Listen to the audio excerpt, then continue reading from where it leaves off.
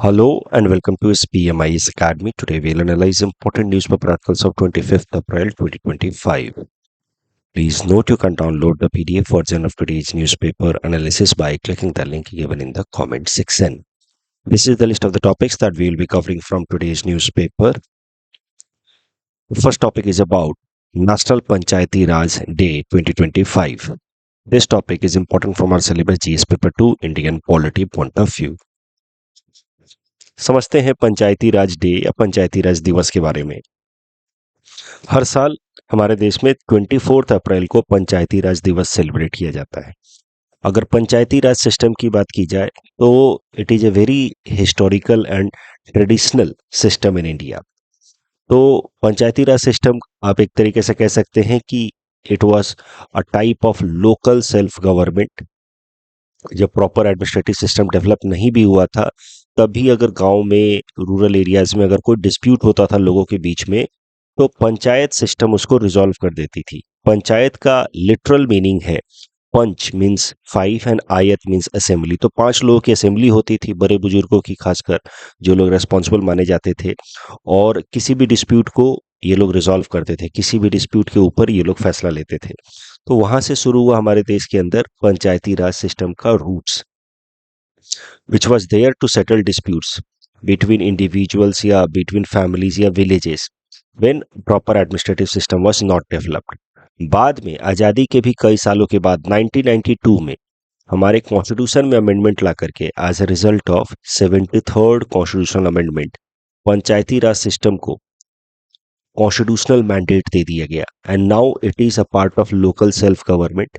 Panchayati Raj system in rural areas and municipal system in urban areas. तो इस तरीके से लोकल सेल्फ गवर्नमेंट का कॉन्सेप्ट लाया गया in 1992 as a result of amendment to the constitution.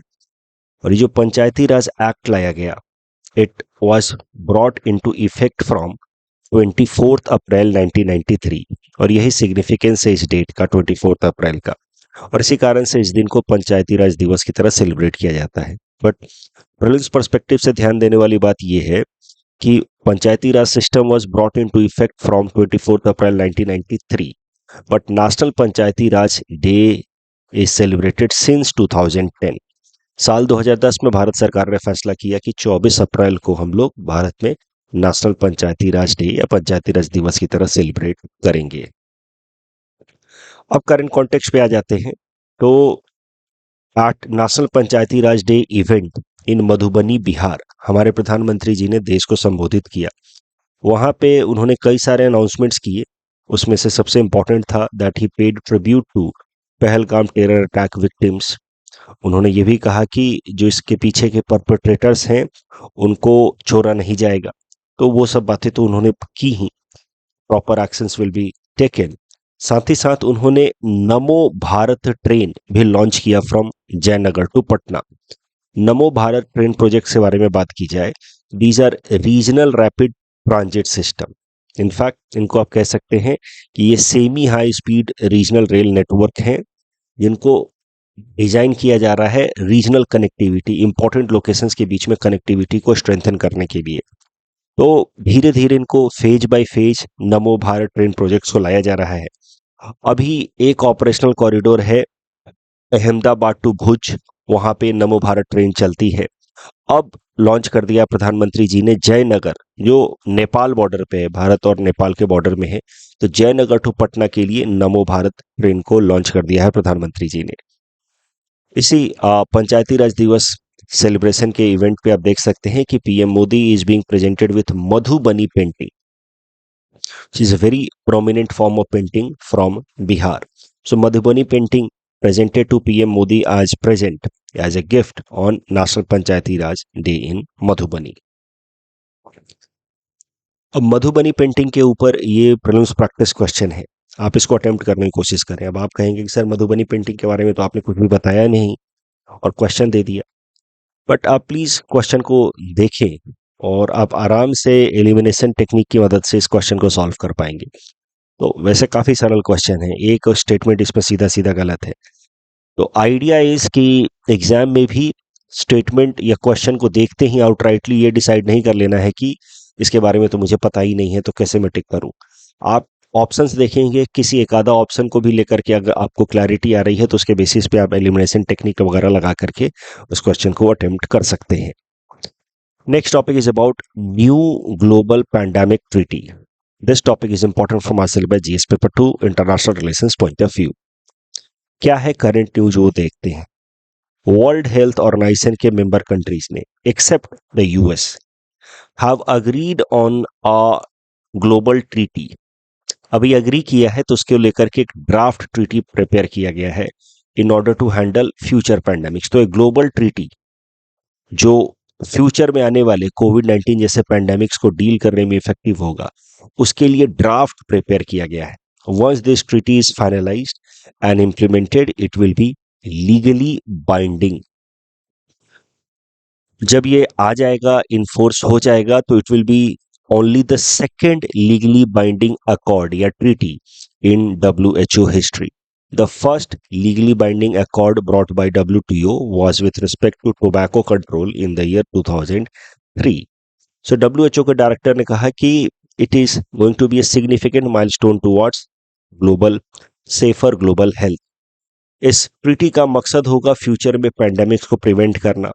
जिस तरीके से लार्ज स्केल डेथ, सफरिंग या इकोनॉमिक डिसरप्शन देखने को मिला था ड्यूरिंग कोविड-19, उसको प्रिवेंट करना, इस तरह के सिचुएशंस को प्रिवेंट करना इन फ्यूचर। इस ट्रीटी की नेगोशिएशंस कब से शुरू हो गई है वो भी जरा देखते हैं। इट बिगन इन दिसंबर 2021 जब ओमिक्रॉन वेरिएंट ने काफी ज्यादा कैटेस्ट्रॉफी फैलाई हुई थी ऑफ कोविड-19।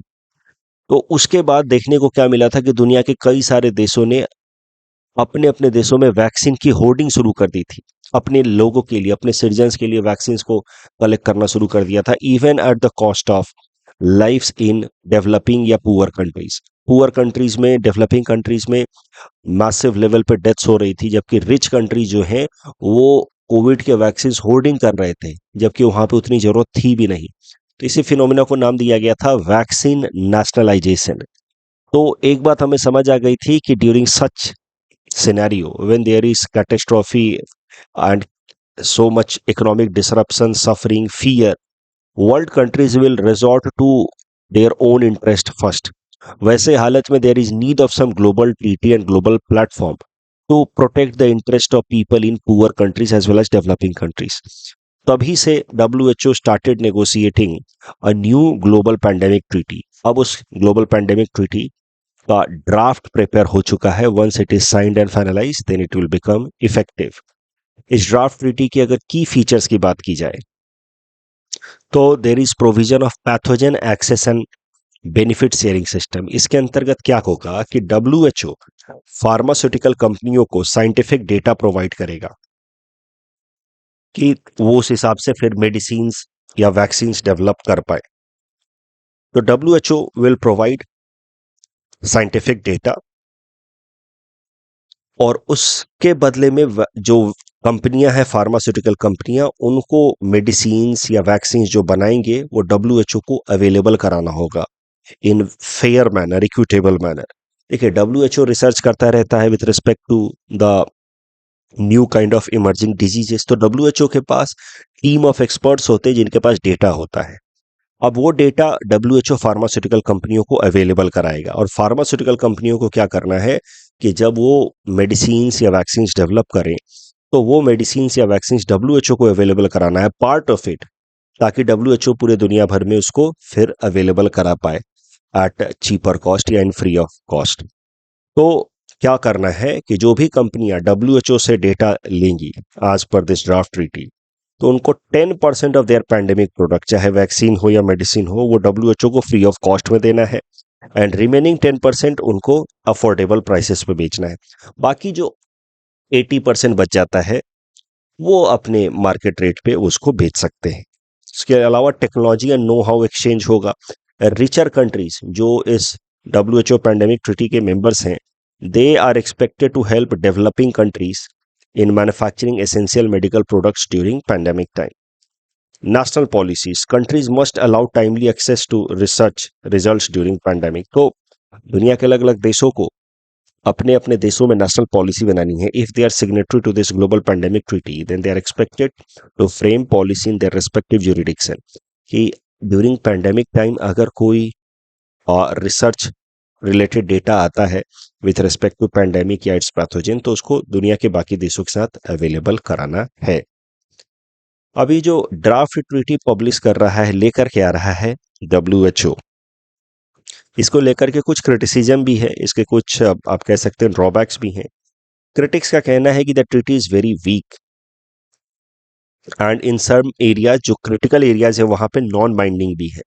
एंड इसका जब तक यूनिवर्सल एक्सेप्टेंस ना हो, स्पेशली जब तक यूएस इसका मेंबर ना हो, तब तक इसका इफेक्टिवनेस जो है वो लिमिटेड ही रहने वाला, इसका कुछ खास फायदा होने वाला है नहीं। Yet WHO pandemic treaty, WHO द्वारा सपोर्टेड जो पैंडेमिक ट्रीटी है, इट इज इन न्यूज, तो it is going to be important from our exam point of view. Please attempt this question which is based on this particular discussion. You can submit the answer in the comment section. Next topic is about Taj Trapezium Zone, TTZ. Important from GS paper 2 governance point of view. छोटा सा news है, but हाल फिलहाल में Taj Mahal news में था क्योंकि US vice president JD Vance visited Taj Mahal with his family. Anyway Taj Mahal तो important रहता ही है एग्जाम पॉइंट ऑफ व्यू से, चाहे वो उसका आर्किटेक्चरल सिग्निफिकेंस हो या अदर रीजंस के कारण भी। तो Taj Mahal has been in news again because of Taj trapezium zone. समझते हैं ताज ट्रापेजियम जोन के बारे में। 1996 का एक जजमेंट है सुप्रीम कोर्ट का, जिसको कहते हैं हम लोग MC मेहता केस, जिसमें सुप्रीम कोर्ट ने भारत सरकार को डायरेक्शन दिया था कि भारत सरकार को सर्टेन एक्शंस लेने होंगे in order to protect Taj Mahal from pollution. होता क्या है कि ताजमहल के आसपास के एरियाज में जब पॉल्यूशन किया जाता है बाय इंडस्ट्रीज, क्योंकि वैसे भी आगरा जो है वो इंडस्ट्रियलाइज जोन है, वहाँ पे कई सारे इंडस्ट्रीज हैं, चाहे वो ग्लास की हो, लेदर की हो, इंडस्ट्रीज हैं। वो इंडस्ट्रीज जब गैसेस इमिट करती हैं, पॉल्यूटिंग गैसेस इमिट करती हैं, तो वो गैसेस में कई सारे डस्ट पार्टिकल्स भी होते हैं, वो सीधा सीधा ताजमहल के ऊपर डेंट लगाते हैं।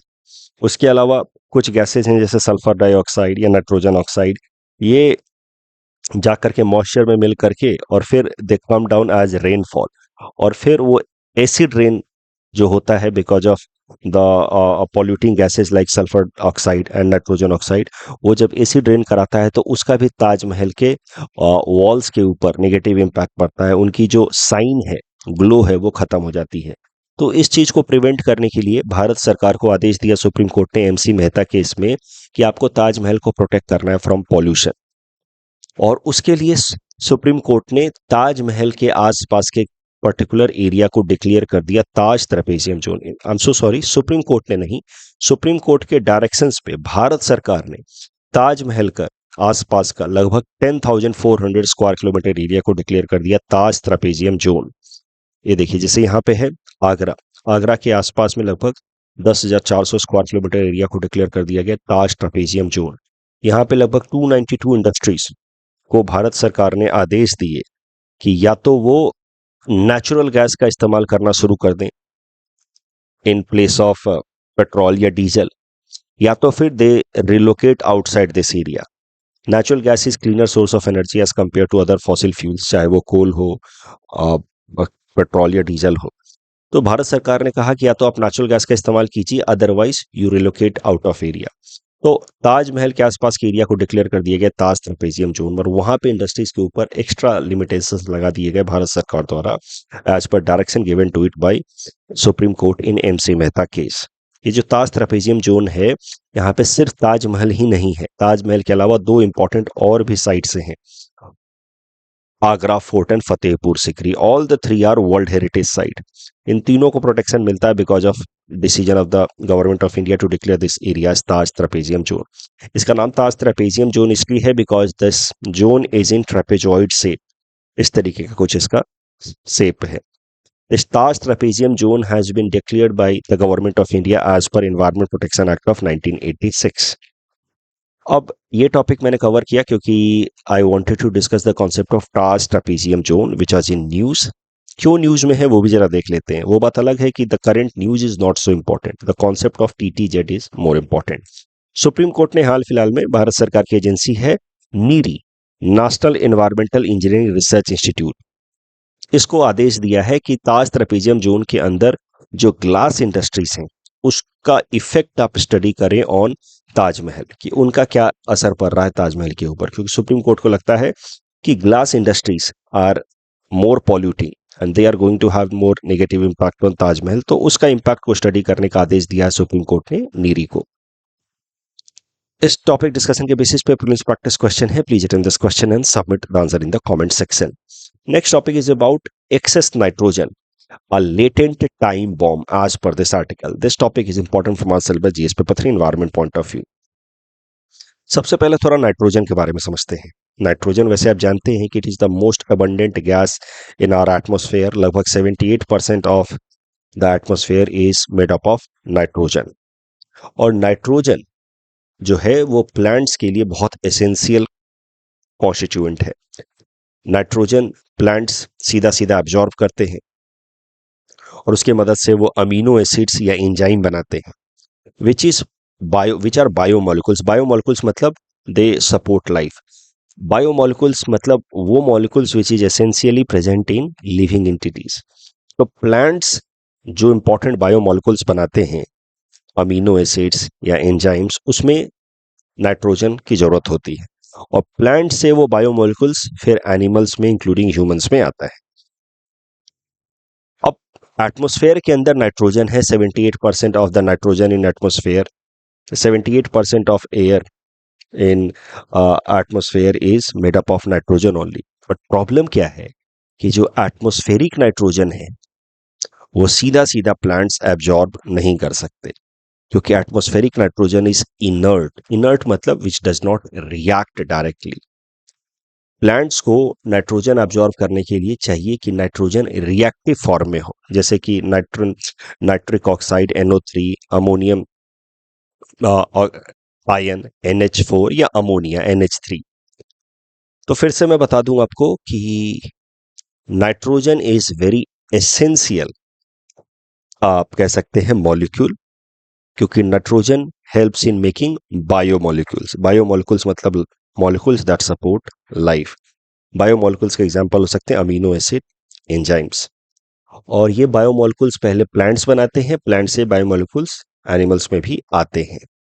लेकिन नाइट्रोजन जो हमारे एटमॉस्फेयर में अवेलेबल है वो सीधा सीधा बायोमोलिक्यूल्स को बनाने में मदद नहीं कर सकता, क्योंकि नाइट्रोजन जो एटमॉस्फेयर में है वो है इनर्ट, मतलब it is not reactive. Plants require reactive nitrogen in the form of nitrate, ammonium या ammonia in order to absorb it. अब कुछ नेचुरल प्रोसेसेस हैं जिसकी मदद से जो इनर्ट नाइट्रोजन गैस है जो एटमॉस्फेयर में अवेलेबल होता है, that can be converted into reactive nitrogen gases like ammonia and nitrate. ये जो नेचुरल प्रोसेस है जिसकी मदद से इनर्ट गैस कन्वर्ट हो जाता है इनटू रिएक्टिव गैसेस, इनको कहते हैं हम लोग नाइट्रोजन फिक्सेशन मेथड। अब नाइट्रोजन फिक्सेशन मेथड मेनली दो हैं। एक है लाइटनिंग। जब बिजली चमकती है तो ये जो नाइट्रोजन गैसेस हैं इसके बीच के मॉलिक्यूल्स, इसके बीच का जो बॉन्ड है वो ब्रेक हो जाता है और फिर जो नाइट्रोजन रेडिकल बचता है वो ऑक्सीजन से और हाइड्रोजन से रिएक्ट करके अमोनिया या अमोनियम बनाता है, which is reactive nitrogen which is available for plants to absorb. उसके अलावा जो लेग्यूम बेस्ड प्लांट्स होते हैं, आप कह सकते हैं जो पल्सेस या लेग्यूम बेस्ड प्लांट्स होते हैं, उनके रूट्स में एक स्पेशल टाइप का बैक्टीरिया मिलता है जिसको हम लोग कहते हैं नाइट्रोजन फिक्सिंग बैक्टीरिया।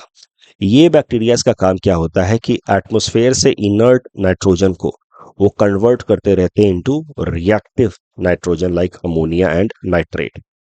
सो एक तरीके से आप कह सकते हैं कि these nitrogen fixing bacterias present in the roots of legume plants are very important in converting nitrogen into reactive nitrogen, and that is how they help plants in absorbing nutrients from atmosphere, and that is why, और ये bacterias को थोड़ा बहुत खुद भी food मिलता रहता है from the roots of these legume plants. Thus we can say कि bacterias live in symbiotic relation with the legume plant. Symbiotic relation between two organism is that kind of relation जहां पे both organism benefit from each other. अब ये natural तरीके हैं reactive nitrogen बनाने के from inert nitrogen in the atmosphere, but these processes are not enough. इससे जितना भी नाइट्रोजन बनेगा रिएक्टिव नाइट्रोजन वो अमाउंट काफ़ी नहीं है, specially the given population humans की जितनी जनसंख्या है, हमें खाने पीने के लिए बहुत सारा क्रॉप्स चाहिए, बहुत सारा प्लांट चाहिए, और जो नाइट्रोजन यहाँ से फिक्स होकर के मिलता है, चाहे लाइटनिंग हो या नाइट्रोजन फिक्सिंग बैक्टीरिया हो, उससे जो प्लांट्स की डेवलपमेंट है वो पेस काफ़ी नहीं है। तो जब पॉपुलेशन बढ़ने लगी तो natural process of nitrogen fixation was insufficient to support the food requirement of humans. और ऐसे हालत में फिर हमें ज़रूरत थी कि हम कुछ केमिकल या इंडस्ट्रियल प्रोसेस डेवलप करें जो इस नाइट्रोजन फिक्सेशन को सपोर्ट कर पाए। और उसी डायरेक्शन में फिर एक प्रोसेस लाया गया जिसको कहा जाता है Haber Bosch process, developed by Fritz Haber and Carl Bosch in 19th century. इन्होंने ऐसा मेथड डेवलप किया जिसकी मदद से अमोनिया बनाया जा सकता था फ्रॉम एटमॉस्फेरिक नाइट्रोजन, यानी कि इंडस्ट्रियल नाइट्रोजन फिक्सेशन मेथड इन्होंने डेवलप कर दिया, जिसकी मदद से आज के टाइम में कई सारे सिंथेटिक फर्टिलाइजर्स बनाए जा सकते हैं, इंक्लूडिंग यूरिया, जो सबसे ज़्यादा यूज्ड फर्टिलाइजर है अक्रॉस द वर्ल्ड। आप कह सकते हैं कि विदाउट सिंथेटिक फर्टिलाइजर जो अब बनते हैं, around 1/3 of the global population would face food shortages. तो कहीं ना कहीं फूड स्कैरसिटी को प्रिवेंट करने में Haber Bosch process has played an important role. Haber Bosch process की बात की जाए तो इसका काम तो आप समझ ही गए हैं, ये वो मेथड है, इंडस्ट्रियल मेथड, जिसकी मदद से नाइट्रोजन को कन्वर्ट किया जाता है into reactive nitrogen, nitrogen into ammonia. But इसको कन्वर्ट करने के लिए क्या किया जाता है कि nitrogen is associated with hydrogen under high pressure and temperature in presence of iron based catalyst which produces ammonia। तो नाइट्रोजन और हाइड्रोजन को एक्सट्रीम प्रेशर और टेम्परेचर में अगर रखा जाए in presence of iron based catalyst, तो ये अमोनिया प्रोड्यूस कर सकता है, और उस अमोनिया की मदद से फिर फर्टिलाइजर्स बनाए जाते हैं, nitrogen based fertilisers which supports agricultural productivity and global food supply. तो Haber Bosch process to great extent has been helpful, instrumental in preventing global food scarcity। But इसके अब कुछ नेगेटिव इम्पैक्ट्स भी देखने को मिल रहे हैं। हो क्या रहा है कि खूब सारा सिंथेटिक फर्टिलाइजर बनाया जा रहा है, नाइट्रोजन बेस्ड सिंथेटिक फर्टिलाइजर बनाया जा रहा है। अब जब खूब सारा बनाया जा रहा है तो उनका खूब इस्तेमाल भी कर रहे हैं फार्मर्स, क्योंकि उनको अर्ली पॉजिटिव रिजल्ट्स दिखता है, खूब यील्ड देखने को मिलता है। जैसे हमारे देश के अंदर ही बात की जाए तो फार्मर्स खूब यूरिया इस्तेमाल करते हैं, भारत सरकार भी उसको हेविली सब्सिडाइज रेट पे अवेलेबल कराती है। अब नतीजा ये होता है कि when you use excessive synthetic fertilizers like urea, तो उसके कई सारे नेगेटिव इम्पैक्ट्स देखने को मिलते हैं। जितनी जरूरत होती है उससे ज्यादा फार्मर्स इस्तेमाल कर देते हैं। That is the reason why 80% of the applied nitrogen is lost to the environment, चाहे वो लीचिंग के थ्रू आसपास के वाटर बॉडी में मिल जाता है या वापस से इमिशन के थ्रू जाकर के एटमॉस्फेयर में मिल जाता है। इन दोनों ही केस में निगेटिव इम्पैक्ट देखने को मिलता है, and that is why excessive nitrogen based fertilizer being used in current time much more than the plants absorption capacity को इस आर्टिकल में, द हिंदू के इस आर्टिकल में कहा गया है कि it is a latent bomb which is about to explode. ये धीरे धीरे एक बॉम्ब की तरह बिल्ड हो रहा है। होता क्या है कि लीचिंग के थ्रू जब ये नाइट्रोजन आसपास के वाटर बॉडी में मिल जाता है, तो वाटर के अंदर जो एल्गी होते हैं, माइक्रोस्कोपिक प्लांट्स, उनको मिल जाते हैं फर्टिलाइजर सपोर्ट, और ये फिर एल्गी ब्लूम करते हैं, खूब सारी संख्या में इनका ग्रोथ होता है, which is also known as algal bloom या यूट्रोफिकेशन। एल्गल ब्लूम या यूट्रोफिकेशन होने के बाद इस तरीके का कंडीशन हो जाता है किसी वाटर बॉडी का, ऊपर में पूरी तरह से एल्गी इकट्ठा हो जाते हैं। अब होता क्या है कि सनलाइट जो है फिर वो पेनिट्रेट करके नीचे नहीं जा पाते, तो नीचे के जो भी प्लांट्स हैं वो पूरी तरह से मर जाते हैं। ऑक्सीजन जो है वो फिर पेनिट्रेट होकर के अंदर नहीं जा पाता, ऑक्सीजन कंसंट्रेशन जो है वाटर बॉडी के अंदर कम होने लगती है, तो पूरा का पूरा जो इकोसिस्टम है वो डेथ होने लगता है because of reduced oxygen concentration in this water body and lack of penetration of sunlight. तो एल्गल ब्लूम या यूट्रोफिकेशन कई सारे वाटर बॉडीज में देखने को मिलता है इन रूरल एरियाज, खासकर जहाँ पे खूब खेती होती है। Reason being excessive use of nitrogen based synthetic fertilizer. उसके अलावा नाइट्रोजन जो है इमिशन करके एटमॉस्फेयर में मिल जाता है, जो रिएक्टिव नाइट्रोजन है। अदरवाइज भी जो नाइट्रोजन है नाइट्रस ऑक्साइड के फॉर्मेट में, it is a high green house gas, मतलब उसका ग्लोबल वार्मिंग पोटेंशियल जो है वो काफी ज्यादा as compare to carbon dioxide या मीथेन। तो नाइट्रोजन ऑक्साइड जो इमिशंस के थ्रू सिंथेटिक फर्टिलाइजर्स से निकल करके एटमॉस्फेयर में मिक्स हो जाता है, वो एक बहुत ही potent powerful green house gas है। उसकी ग्लोबल वार्मिंग पोटेंशियल जो है वो कार्बन डाइऑक्साइड की तुलना में 300 गुना ज्यादा है। So that is leading to green house gas emission and global warming as well. साथ ही साथ जो नाइट्रोजन रिलीज होता है नाइट्रस ऑक्साइड के फॉर्मेट में, that leads to acid rain as well. अभी हमने देखा था ताज ट्रापेजियम जोन वाले केस में भी। अभी ये जब नाइट्रस ऑक्साइड एटमॉस्फेयर में जाएगा तो वाटर वेपर के साथ मिलकर के वापस से अर्थ पे आता है in the form of nitric acid HNO3 which is known as acid rain. वैसे ही सल्फर डाइऑक्साइड भी जब रिलीज होता है SO2, वो एटमॉस्फेयर में जाकर के वाटर वेपर से मिक्स होकर के जब अर्थ पे आता है तो that also leads to acid rain which is known as H2SO4 sulphuric acid. Sulphuric acid की यहाँ बात नहीं हो रही, यहाँ बात हो रही है नाइट्रिक एसिड की। नाइट्रिक एसिड के फॉर्म में जो रेनफॉल होता है it is mainly attributed to excessive use of synthetic based nitrogen fertilisers. उसके अलावा जो ग्राउंड लेवल ओजोन्स होते हैं वो भी क्रिएट होते हैं because of nitrous oxide. And ground level ozone is very trouble making as far as our health is concern. आंखों में इरिटेशन हो सकता है, चेस्ट में कंजेशन और इरिटेशन हो सकता है। It can in some extreme cases also cause lung cancer. तो ये कारण है कि एक्सेसिव यूज ऑफ जो यूरिया किया जा रहा है सिर्फ भारत में नहीं दुनिया के अलग अलग देशों में, उसका कारण सॉइल की सैलिनिटी तो बढ़ ही रही है, साथ ही साथ इन्वायरमेंटल डिस्ट्रक्शन भी हो रहा है, चाहे वो सॉइल बेस्ड पॉल्यूशन हो, वाटर बेस्ड पॉल्यूशन हो या एयर पॉल्यूशन हो। और इसी कारण से इस आर्टिकल में कहा गया कि एक्सेसिव नाइट्रोजन इज बीइंग और now building as a latent time bomb. तो हैबर-बॉश प्रोसेस ने एक टाइम में वर्ल्ड के अंदर फूड इनसिक्योरिटी के प्रॉब्लम को डील किया है, but now if not used properly and excessive synthetic nitrogen based fertilizer can have much damaging impact in long run.